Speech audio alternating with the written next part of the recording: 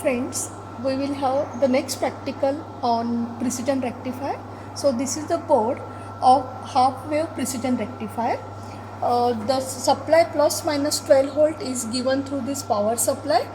Input frequency of sine wave is given through this function generator, and we are observing the waveform on the DSO. So we know the working of rectifier. So this is your sine wave, and here you can see at the output we get the rectified waveform. So this is a inverting rectifier. So first let us see the output. I will just overlap this output so that we can conclude for the rectification. So here you can see the negative peak is rectified. Okay.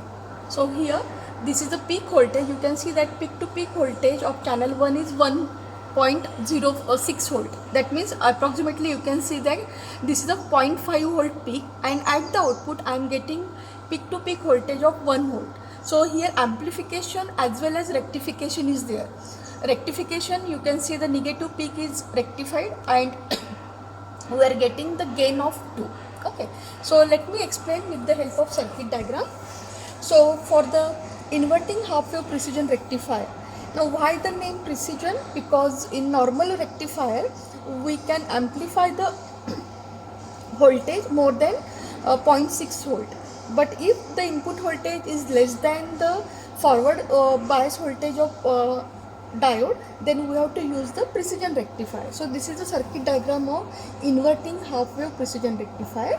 So here for this input, let us say we are having one sine wave over here.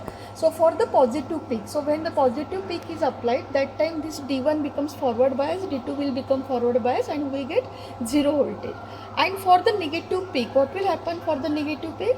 This D1 will be reverse biased. So only path for the current to flow through this resistor. So that time your circuit will act as an inverting amplifier. So you are getting the output voltage. Now the second thing, like as I said, this circuit act as a rectifier as well as an amplifier. So when the negative peak is applied, it acts as an inverting amplifier, and for inverting amplifier, output is given by R2 by R1. So if I put R2 is equal to 2K and R1 is equal to 1K, so gain of the circuit becomes 2, and that is the reason why you are getting the amplification of 2 volt. So for this rectifier circuitry, you will apply some input voltage, let us say 100 millivolt.